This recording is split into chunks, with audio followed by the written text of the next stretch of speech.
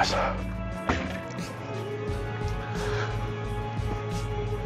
So thank you for joining the culture on today's video, where we're talking accessory lifts and how you're executing them in order to improve, obviously, your squat, bench, and deadlifts. So before we go any further, an accessory lift is something that's very specific to the competition lifts. So a pause squat or a spoto press for the bench press, a pause deadlift, an eccentric deadlift, a tempo squat, something that is specifically designed to improve your execution of the main three lifts, the squat, the bench, and the deadlifts, your competition lifts. Quite often, what we see here at Melbourne Strength Culture with new clients, whether that be online or in person, is how they execute their accessory lifts is more often than not critical enough for your actual goal of the accessory lifts. You've implemented an accessory lift into your training to ultimately improve the competition squat, bench, and deadlift, because you've identified a weakness for yourself and you've introduced the accessory lift to actually improve that weakness. What we push here at Melbourne Strength Culture is for our lifters to be extremely critical with themselves with their execution of their accessory lifts.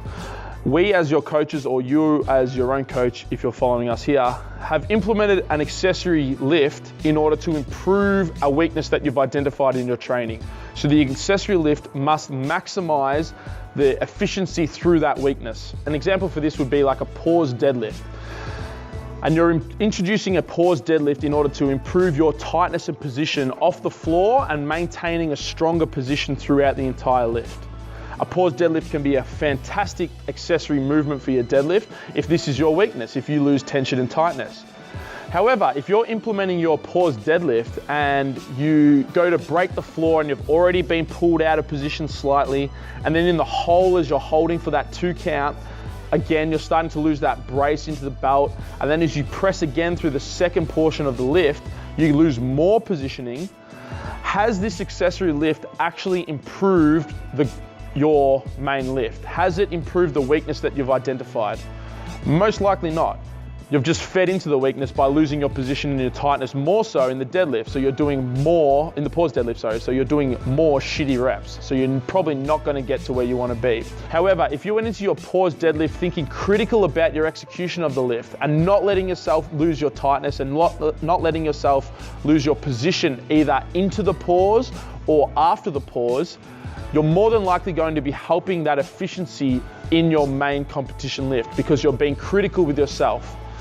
Quite often accessory lifts are programmed, we believe, far too heavy.